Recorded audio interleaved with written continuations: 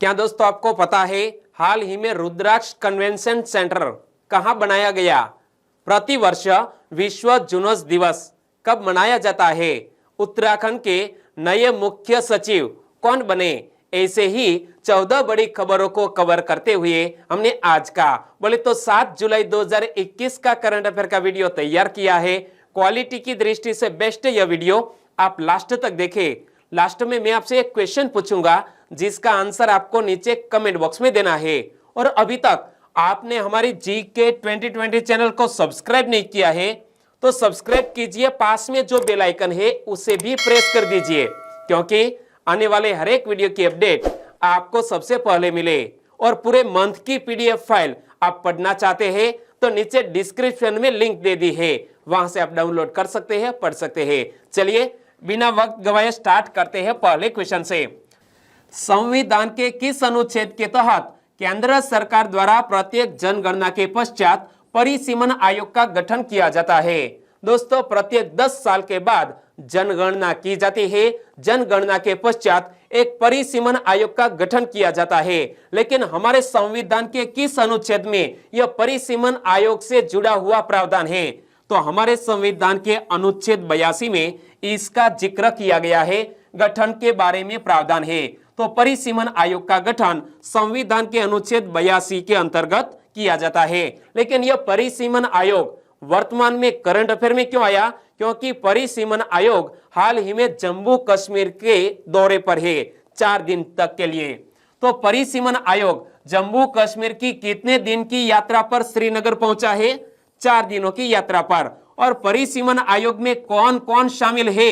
न्यायमूर्ति रंजना प्रकाश देसाई, मुख्य निर्वाचन आयुक्त सुशील चंद्रा और निर्वाचन उपायुक्त चंद्रभूषण यह परिसीमन आयोग में शामिल है। और श्रीनगर पहुंचने पर आयोग के सदस्य राष्ट्रीय और जम्मू कश्मीर के क्षेत्रीय राजनीतिक दल के नेताओं से मुलाकात करेंगे। और इस मुलाकात का उद्देश्य क्या है? केंद्र शासित प्रदेश में नए निर्वाचन क्षेत्र बनाने के लिए परिसीमन करने के बारे में प्रारंभिक जानकारी लेने हेतु यह हाल ही में परिसीमन आयोग श्रीनगर पहुंचा है। और परिसीमन आयोग जम्मू कश्मीर पुनर्गठन कानून 2019 के प्रावधानों के तहत जम्मू कश्मीर में लोकसभा और विधानसभा क्षेत्रों का परिसीमन करेगा। तो दोस्तों, शायद जल्द ही जम्मू कश्मीर फिर से हमारा देश का नया राज्य बन सकता है और वहां पर लोकसभा और विधानसभा चुनाव भी कराने हैं और इसीलिए परिसीमन करना अनिवार्य है। और यदि परिसीमन हो जाता है तो जम्मू कश्मीर में कितने सीटें हो सकती है? विधानसभा की शायद दोस्तों 114 सीटें हो सकती है। और अगस्त 2019 में केंद्र सरकार द्वारा जम्मू कश्मीर से अनुच्छेद 370 के विशेष प्रावधानों को खत्म कर दिया गया था। तो यह भी तारीख हमें याद रख लेनी है कि जम्मू कश्मीर में से अनुच्छेद 370 की धारा को कब हटा दिया गया है? अगस्त 2019 में। और 31 अक्टूबर 2019 से जम्मू कश्मीर तथा लद्दाख को अलग अलग केंद्र शासित प्रदेश बन गए हैं। तो यह तारीख हमने तय क्यों की है? क्योंकि 31 अक्टूबर हमारे लौह पुरुष सरदार वल्लभ भाई पटेल जी की जन्म जयंती है और वो हमारे देश को एक बनाने में अहम योगदान दिया है। और इसीलिए यह तारीख तय की गई। कौन सी? 31 अक्टूबर 2019 से जम्मू कश्मीर और लद्दाख 2 अलग अलग केंद्र शासित प्रदेश बन गए। और जम्मू कश्मीर पुनर्गठन कानून 2019 की धारा 60 के तहत परिसीमन के पश्चात जम्मू कश्मीर केंद्र शासित प्रदेश में विधानसभा सीटों की संख्या 107 से बढ़कर 114 की जाएगी। और तकरीबन 24 सीटें दोस्तों पीओके से है। कितनी? 24 विधानसभा सीटें पीओके से है, यानी कि पाकिस्तान ऑक्यूपाइड कश्मीर से। और दोस्तों, इसी तरह हर क्वेश्चन से जुड़े इंपॉर्टेंट फैक्ट मैं आपके सामने रखता हूं। हमारा यह तरीका आपको अच्छा लगता है, लाइक करना मत भूलिएगा, चैनल को सब्सक्राइब करना मत भूलिएगा। दूसरा क्वेश्चन है आपकी स्क्रीन पर, निम्न में से किस राज्य के रामगढ़ विषधारी वन्यजीव अभयारण्य को चौथे बाघ संरक्षण अभयारण्य में बदलने की अनुमति मिल गई है? हाल ही में दोस्तों राजस्थान राज्य में, किस राज्य में? राजस्थान राज्य के रामगढ़ विषधारी वन्यजीव अभयारण्य को चौथे बाघ संरक्षण अभयारण्य में बदलने की अनुमति मिल गई है। यानी कि इस क्वेश्चन का सही आंसर है राजस्थान। लेकिन राजस्थान के किस जिले में दोस्तों यह स्थित है?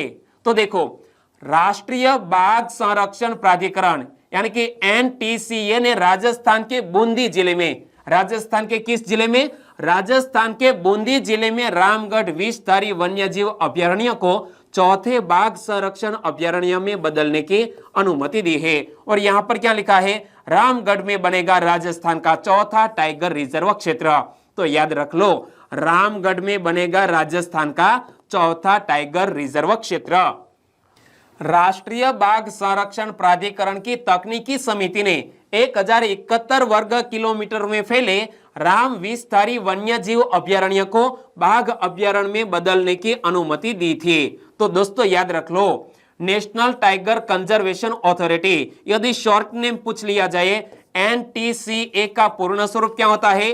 National tiger conservation authority. और हाल ही में यह राम विषधारी वन्यजीव अभयारण्य चौथा टाइगर रिजर्व बनने जा रहा है राजस्थान में। तो और 3 कौन कौन से टाइगर रिजर्व राजस्थान में स्थित है? तो देखो, 2018 की गणना के अनुसार राज्य के 3 वन्यजीव अभयारण्यों, एक है सवाई माधोपुर जिले में रणथंभौर टाइगर रिजर्व, अलवर जिले में सरिस्का टाइगर रिजर्व और कोटा जिले में मुकुंदरा हिल्स टाइगर रिजर्व में बाघों की संख्या 102 है। तो हमें यह याद रख लेना है, रणथंभौर टाइगर रिजर्व किस जिले में? सवाई माधोपुर जिले में, सरिस्का टाइगर रिजर्व अलवर जिले में और कोटा जिले में मुकुंदरा हिल्स टाइगर रिजर्व स्थित है।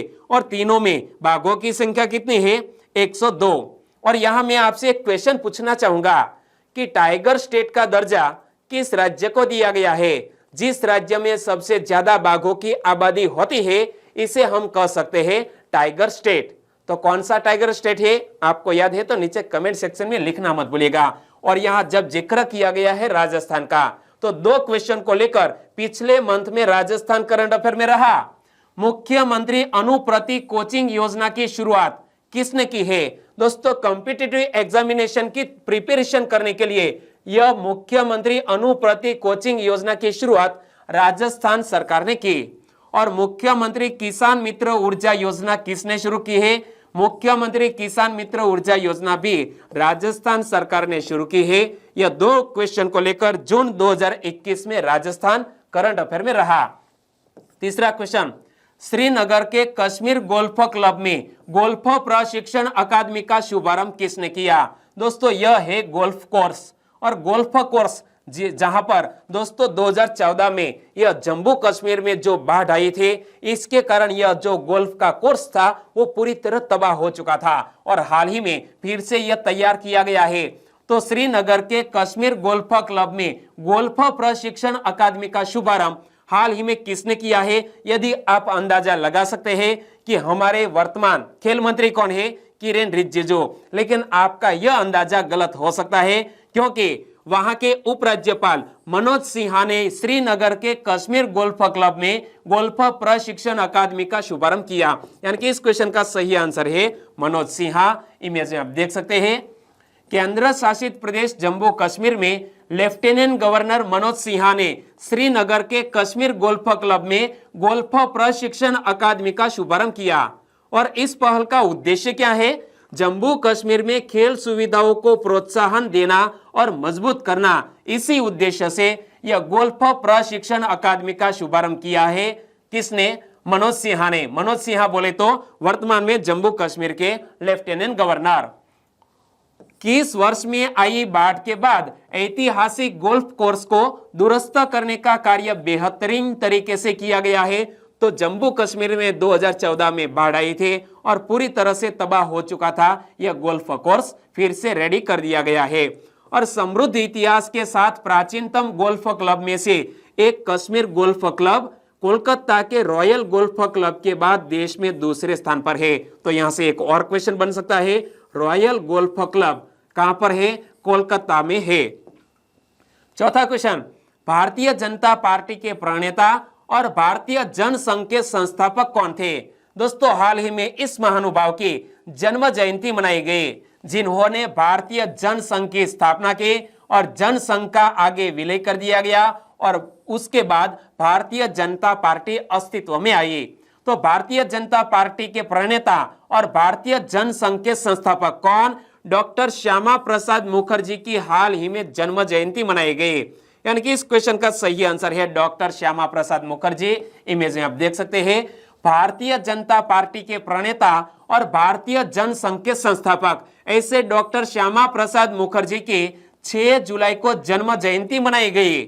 और श्यामा प्रसाद मुखर्जी का जन्म कब और कहां हुआ? कोलकाता में 6 जुलाई 1901 को डॉक्टर श्यामा प्रसाद मुखर्जी का जन्म हुआ। और वे कौन थे? वे एक प्रमुख भारतीय राजनेता, बैरिस्टर और विचारक थे। डॉक्टर मुखर्जी ने जवाहरलाल नेहरू के मंत्रिमंडल में किस मंत्रालय के मंत्री के रूप में काम किया था? यह भी दोस्तों इतिहास से जुड़ा हुआ क्वेश्चन बन सकता है। डॉक्टर श्यामा प्रसाद मुखर्जी ने जवाहरलाल नेहरू के मंत्रिमंडल में, इमेज में आप देख सकते हैं श्यामा प्रसाद मुखर्जी काफी यंग दिखते हैं, तो वो जवाहरलाल नेहरू की सरकार में उद्योग और आपूर्ति मंत्री थे। क्या? उद्योग और आपूर्ति मंत्री। और डॉक्टर श्यामा प्रसाद मुखर्जी एक राष्ट्रवादी थे और उन्होंने अपना जीवन भारत की एकता और अखंडता के लिए समर्पित कर दिया है।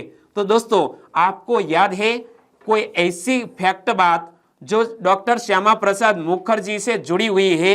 शायद कोई ऐसा पोर्ट हो सकता है, कोई ऐसा संस्थान हो सकता है जो कोई भी राज्य में स्थित है, तो नीचे कमेंट सेक्शन में लिख सकते हैं।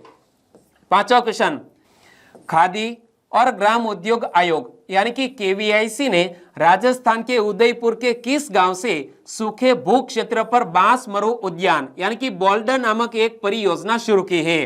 केवीआईसी यानी कि खादी और ग्राम उद्योग आयोग ने हाल ही में राजस्थान के उदयपुर के कौन सा गांव? निचला मांडवा गांव से यह सूखे भू क्षेत्र पर बांस मरु उद्यान यानी कि बोल्डर परियोजना की शुरुआत की। यानी कि इस क्वेश्चन का सही आंसर है निचला मांडवा।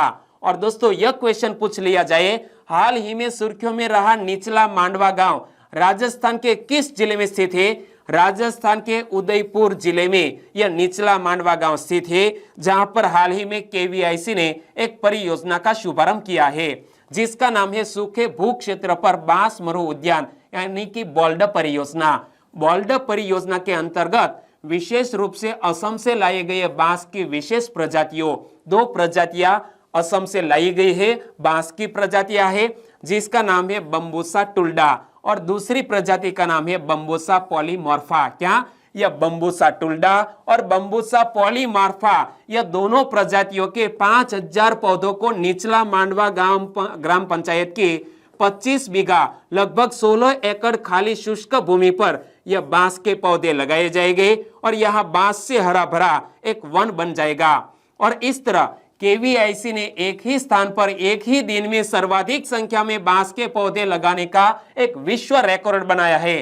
दोस्तों याद रख लो कि केवीआईसी ने यानी कि खादी और ग्राम उद्योग आयोग ने एक ही स्थान पर एक ही दिन में सर्वाधिक संख्या में बांस के पौधे लगाने का एक विश्व रिकॉर्ड बनाया है और यह भारत में इस तरह का पहला अभ्यास है। और यह परियोजना शुष्क व अर्ध शुष्क भूमि क्षेत्रों में बांस आधारित हरी पट्टी बनाने का प्रयास करती है। यानी कि बांस को दोस्तों पानी की जरूरत कम होती है और इसीलिए बांस आधारित हरी पट्टी बनाने का प्रयास यह निचला मांडवा गांव से किया जा रहा है। और इसी तरह के प्रयास दोस्तों गुजरात में भी किए जाने वाले हैं। इसे 75वें स्वतंत्रता दिवस के अवसर पर आजादी का अमृत महोत्सव मनाने के लिए केवीआईसी ने खादी बांस महोत्सव के हिस्से के रूप में लॉन्च किया है। क्या? केवीआईसी ने खादी बांस महोत्सव के हिस्से के रूप में इसे लॉन्च किया है। और केवीआईसी इस साल अगस्त तक गुजरात के अहमदाबाद जिले के धोलेरा गांव और लेह लद्दाख में भी इसी तरह की परियोजना शुरू करने वाला है। यानी कि इसी तरह का एक बांस वन बनाया जाएगा गुजरात में। कहां पर? अहमदाबाद जिले के धोलेरा गांव में। और अगस्त 2021 से पहले कुल 15,000 बांस के पौधे लगाए जाएंगे। यानी कि इस साल 15 अगस्त आने से पहले तकरीबन 15,000 बांस के पौधे लगाए जाएंगे। और यहां हम बात करते हैं केवीआईसी यानी कि खादी और ग्राम उद्योग आयोग की। तो यह क्या है? खादी और ग्राम उद्योग आयोग खादी एवं ग्राम उद्योग आयोग अधिनियम 1956 के तहत एक सांविधिक निकाय है। क्या? एक सांविधिक निकाय है। और खादी और ग्राम उद्योग आयोग का मुख्य उद्देश्य क्या है? ग्रामीण क्षेत्रों में जहां भी आवश्यक हो अन्य एजेंसियों के साथ मिलकर खादी एवं ग्राम उद्योग की स्थापना तथा विकास के लिए योजनाएं बनाना, उनका प्रचार प्रसार करना तथा सुविधाएं एवं सहायता प्रदान करना है। और केवीआईसी भारत सरकार के किस मंत्रालय के अंतर्गत कार्य करता है? मोस्ट आईएमपी क्वेश्चन बन सकता है। केवीआईसी भारत सरकार के किस मंत्रालय के अंतर्गत कार्य करता है? सूक्ष्म लघु और मध्यम उद्यम मंत्रालय यानी कि मिनिस्ट्री ऑफ एमएसएमई के अंतर्गत हमारा केवीआईसी कार्य करता है। छठा क्वेश्चन, रुद्राक्ष कन्वेंशन सेंटर कहां बनाया गया? इमेज में आप देख सकते हैं रुद्राक्ष कन्वेंशन सेंटर बनाया गया है वाराणसी में, यानी कि इस क्वेश्चन का सही आंसर है वाराणसी। 186 करोड़ रुपए की लागत से वाराणसी में रुद्राक्ष कन्वेंशन सेंटर बनाया गया है। तो यह रुद्राक्ष कन्वेंशन सेंटर बनाने के लिए कितने रुपए की लागत आई है? 186 करोड़ रुपए की। और एक कन्वेंशन सेंटर भारत और जापान की दोस्ती की मिसाल के तौर पर बना है, जिसकी आधारशिला किसने रखी थी? हमारे देश के प्रधानमंत्री श्री नरेंद्र भाई मोदी और उस वक्त के जापान के प्रधानमंत्री कौन थे? Shinzo Abe. दोनों ने संयुक्त रूप से यह रुद्राक्ष कन्वेंशन सेंटर की आधारशिला रखी थी। और इसका आकार किस तरह का है? शिवलिंग के आकार का है यह रुद्राक्ष कन्वेंशन सेंटर। शिवलिंग के आकार के बने इस कन्वेंशन सेंटर में भारत और जापानी वास्तुकला का अद्भुत संगम नजर आता है। और इसके हॉल में तकरीबन 1200 लोगों के बैठने का इंतजाम है। वहीं बाहरी इलाके में 108 एल्यूमिनियम के रुद्राक्ष लगाए गए हैं। क्या? बाहरी इलाके में 108 एल्यूमिनियम के रुद्राक्ष लगाए गए हैं। और यह दोस्तों जो सेंटर बनाया गया है इसमें 112 लोगों के बैठने का इंतजाम है। सातवां क्वेश्चन, ब्रिक्स शिक्षा मंत्रियों की बैठक की अध्यक्षता किसने की? हाल ही में ब्रिक्स शिक्षा मंत्रियों की बैठक की अध्यक्षता हमारे देश के दोस्तों शिक्षा मंत्री यानी कि शिक्षा मंत्रियों की बैठक है। तो हम अंदाजा लगा सकते हैं कि हमारे वर्तमान शिक्षा मंत्री कौन है? रमेश पोखरियाल निशंक। लेकिन हमारा यह अंदाजा गलत हो सकता है, क्योंकि यह ब्रिक्स शिक्षा मंत्रियों की बैठक की अध्यक्षता संजय धोत्रे ने की है।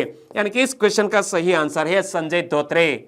और संजय धोत्रे हमारे किस मंत्रालय के मंत्री हैं? तो देखो, शिक्षा, संचार और इलेक्ट्रॉनिकी व सूचना प्रौद्योगिकी राज्य मंत्री है संजय धोत्रे। एक बार फिर से पढ़ लीजिए, शिक्षा, संचार और इलेक्ट्रॉनिकी व सूचना प्रौद्योगिकी राज्य मंत्री है संजय धोत्रे।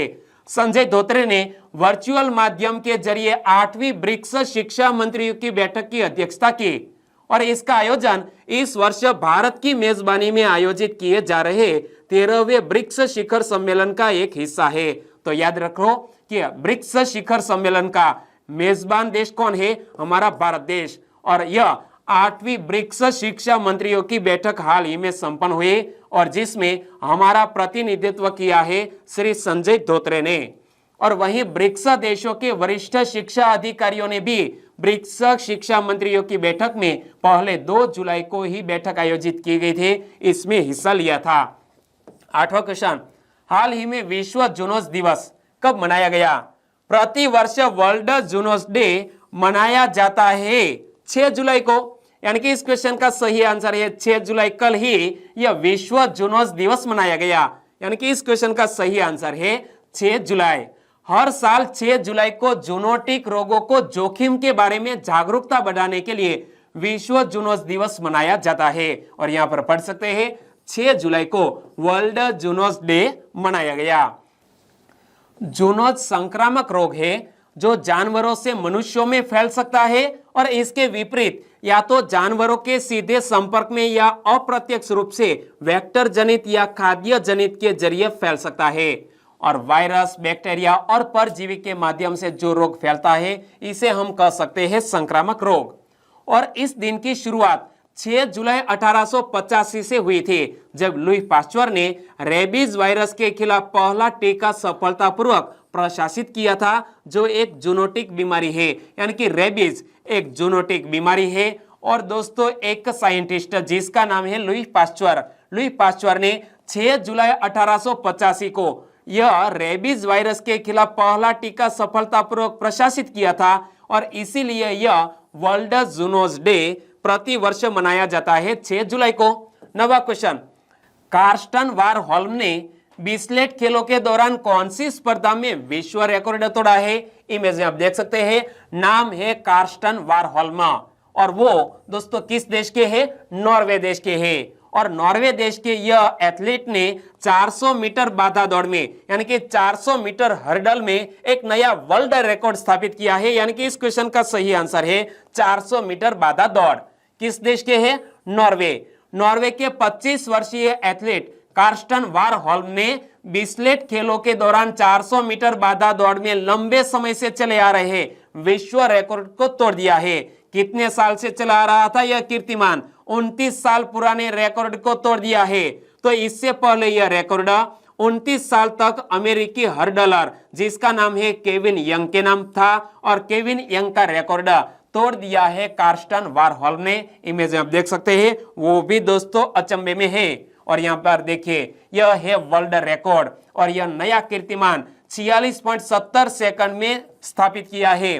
केविन यंग का 46.78 सेकंड का मार्क 1992 बार्सिलोना स्पेन में ओलंपिक में स्थापित किया गया था, जिसे अंततः वारहोल्म द्वारा 46.70 सेकंड के आधिकारिक समय के साथ तोड़ा गया है। तो याद रखो दोनों का फासला कितना है?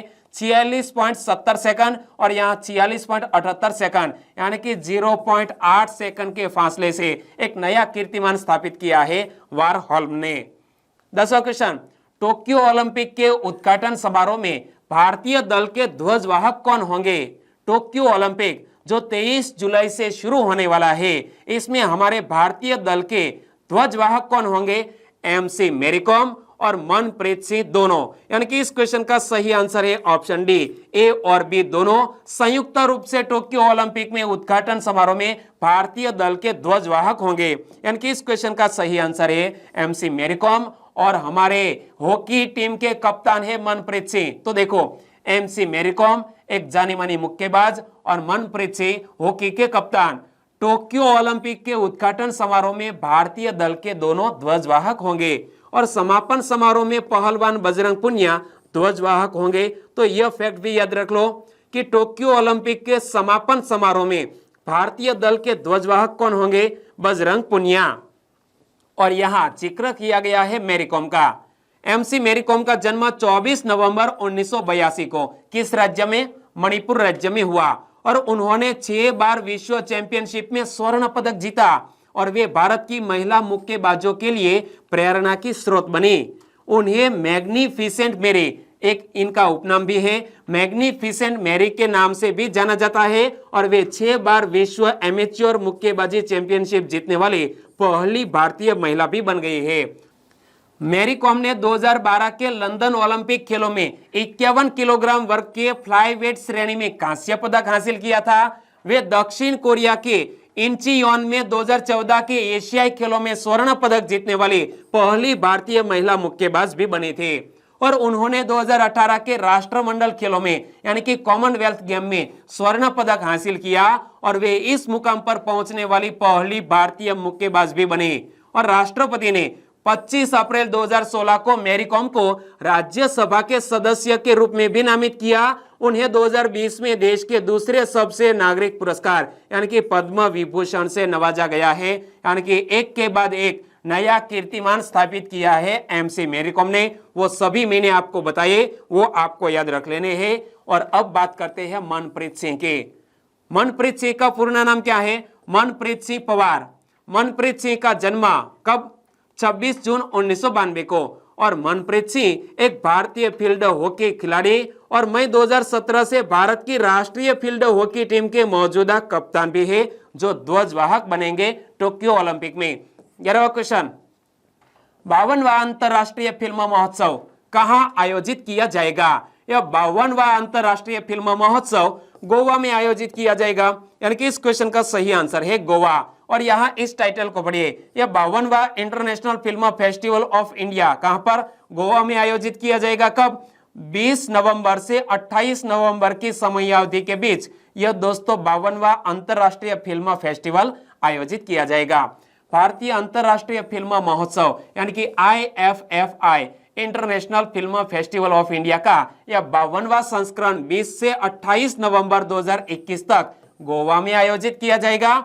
और सूचना और प्रसारण मंत्री कौन है? श्री प्रकाश जावड़ेकर जी।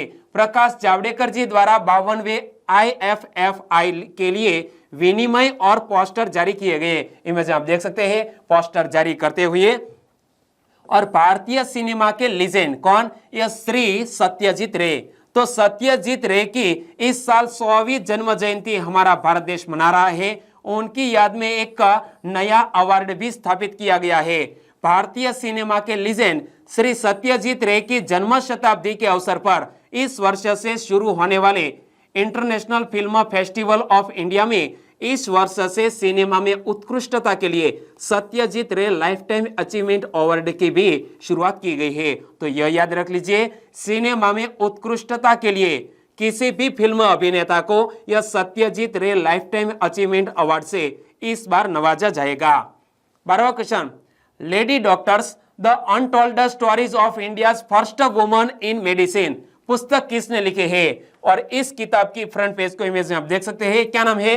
Lady doctors the untold stories of India's first woman in medicine. तो यह किताब लिखी है कविता राव ने, यानी कि इस क्वेश्चन का सही आंसर है ऑप्शन सी, कविता राव। और यहां आप देख सकते हैं किसने लिखी है? कविता राव ने। कविता राव ने lady doctors the untold stories of India's first woman in medicine नामक पुस्तक लिखी है। और यह पुस्तक भारत की पहली महिला डॉक्टरों की कहानियों को पुनः प्राप्त करती है, जिन्हें अक्सर इतिहास द्वारा अनदेखा किया जाता है। और कविता राव की lady doctors the untold stories of India's first woman in medicine के इस अंश में रुखमाबाई राउत की कहानी है। किसकी कहानी है? रुखमाबाई राउत की कहानी है इस किताब में। और रुखमाबाई राउत कौन? रुखमाबाई एक भारतीय चिकित्सक और नारीवादी थी और भारत में कानूनन तलाक लेने वाली पहली महिला भी थी रुखमाबाई, और डॉक्टर भी थी। ओके, तो यह नाम हमें याद रख लेना है। 13वां क्वेश्चन, सोशल मीडिया प्लेटफॉर्म पर वीडियो श्रृंखला कोविड गुरुकुल किसने आरंभ किया? हाल ही में सोशल मीडिया प्लेटफॉर्म पर एक वीडियो श्रृंखला जिसका नाम है कोविड गुरुकुल। कोविड गुरुकुल किसने आरंभ किया है?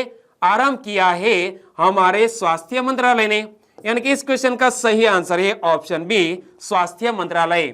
स्वास्थ्य मंत्रालय ने अपने सोशल मीडिया प्लेटफॉर्म पर वीडियो श्रृंखला कोविड गुरुकुल का आरंभ किया।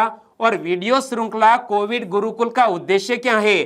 कोविड गुरुकुल का उद्देश्य कोविड महामारी और टीकाकरण पर प्रामाणिक जानकारी देना है, यानी कि जो भी अफवाहें फैलाई जाती है तो प्रामाणिक जानकारी साझा करना है। और इस श्रृंखला में प्रमुख जन स्वास्थ्य विशेषज्ञ, नीति निर्माता, डॉक्टर, वैज्ञानिक और स्वास्थ्य पेशेवर भाग लेंगे और लोगों को कोविड से बचाव के उचित व्यवहार के प्रति जागरूक बनाने और टीकों के बारे में भ्रांतियां दूर करने में मदद करेंगे यह सभी। 14वां और लास्ट क्वेश्चन, उत्तराखंड के मुख्य सचिव कौन बने? उत्तराखंड राज्य के नए मुख्यमंत्री तो बन गए हैं और अब उत्तराखंड के नए मुख्य सचिव भी बन गए हैं। कौन बने हैं? हाल ही में डॉक्टर सुखबीर सिंह संधू उत्तराखंड के नए मुख्य सचिव बने, यानी कि इस क्वेश्चन का सही आंसर है डॉक्टर सुखबीर सिंह संधू। और इमेज में आप देख सकते हैं डॉक्टर सुखबीर सिंह संधू को। सत्ता की कमान संभालते ही उत्तराखंड के मुख्यमंत्री पुष्कर सिंह धामी एक्शन में आ गए हैं। उत्तराखंड के नए मुख्यमंत्री कौन बन गए हैं? पुष्कर सिंह धामी सत्ता की कमान संभालते ही दोस्तों एक्शन में आ गए हैं और सरकार के गठन के साथ ही मुख्य सचिव पद पर तैनात ओम प्रकाश को हटा दिया गया है और उनकी जगह 1988 बैच के उत्तराखंड काडर के IAS अधिकारी जिसका नाम है डॉक्टर सुखबीर सिंह संधू उत्तराखंड के नए मुख्य सचिव बनाए गए हैं। और डॉक्टर सुखबीर सिंह संधू प्रदेश के 17वें मुख्य सचिव के तौर पर कार्यभार संभालेंगे। तो वो भी याद रख लो कि उत्तराखंड के 17वें मुख्य सचिव कौन बने हैं? डॉक्टर सुखबीर सिंह संधू। और उन्होंने 6 जुलाई से कार्यभार ग्रहण कर लिया, कल से ही। और उधर मुख्य सचिव पद के से कार्य मुक्त हुए 1987 बैच के IAS अधिकारी जिसका नाम है ओम प्रकाश। ओम प्रकाश को राजस्व परिषद का अध्यक्ष बनाया गया है। कहां? राजस्व परिषद का अध्यक्ष ओम प्रकाश को बनाया गया। और डॉक्टर सुखबीर सिंह संधू इस समय केंद्र में राष्ट्रीय राजमार्ग विकास प्राधिकरण यानी कि national highway authority of India के चेयरमैन भी है और 2019 में उन्हें राष्ट्रीय राजमार्ग प्राधिकरण का दायित्व सौंपा गया था और तब भी मैंने आपको यह क्वेश्चन बताया था। और अब बात करते हैं लास्ट वीडियो के क्वेश्चन की। लास्ट वीडियो में मैंने आपसे क्वेश्चन पूछा था, अंतरराष्ट्रीय महिला क्रिकेट के तीनों प्रारूपों में सबसे ज्यादा रन बनाने वाली खिलाड़ी कौन बन गई है? हमारे देश की महिला क्रिकेट टीम की कप्तान मिताली राज अंतरराष्ट्रीय महिला क्रिकेट के तीनों प्रारूपों में सबसे ज्यादा रन बनाने वाली क्रिकेटर बन गई है। यानी कि इस क्वेश्चन का सही आंसर था मिताली राज। लगभग सभी दोस्तों ने बिल्कुल सही जिक्र किया है। इनमें से कुछ फ्रेंड के नाम लेना चाहूंगा, तो वो है ओमवीर हिंदवाल, वीएस, मंजू कुशवाहा, जॉक्स यूट्यूबर, जिग्नेश मेहनत, काजी यूनुस, आपका आंसर बिल्कुल सही है, सितेंद्र निर्मल और पर्वत बारिया ने तोक्ते का जिक्र किया है। Very nice. हमारे और भी सब्सक्राइबर फ्रेंड हैं, वो है रविंद्र भानवर, पायल भूरिया, हितेश राठवा, दादू भाई सोलंकी फ्रॉम गुजरात भावनगर से, धर्मेंद्र वाला, महेंद्र राठवा, लीला कटारा, जनक लालकिया। सभी दोस्तों ने मिताली राज का बिल्कुल सही जिक्र किया है। जिग्नेश वाघेला, पार्थिबेन परबतानी, प्रहलाद फतेपरा, उदय सिंह ठाकुर, हितेश सोलंकी, कानमिया अल्पेश, कीर्ति भोये और अनिल बाबोर। सभी दोस्तों को बहुत बहुत धन्यवाद। और आज के वीडियो का क्वेश्चन ए रहा स्क्रीन पर, हरिबंगा निम्न में से किसकी एक विशेष किस्म है? 4 ऑप्शन आपकी स्क्रीन पर है। हरिबंगा हाल ही में सुर्खियों में आई, यह किस फल की एक विशेष किस्म है? सही ऑप्शन चुन लिया है तो आंसर दीजिए नीचे कमेंट बॉक्स में। और वीडियो वाकई में आपको अच्छा लगा है, हेल्पफुल लगा है, तो आपके दोस्तों को फेसबुक, व्हाट्सएप या टेलीग्राम के जरिए इस वीडियो की लिंक शेयर करना मत भूलिएगा। बस छोटी सी उम्मीद के साथ वीडियो खत्म करते हैं, फिर मिलेंगे एक नए करंट अफेयर वीडियो के साथ। तब तक के लिए टेक केयर एंड जय हिंद।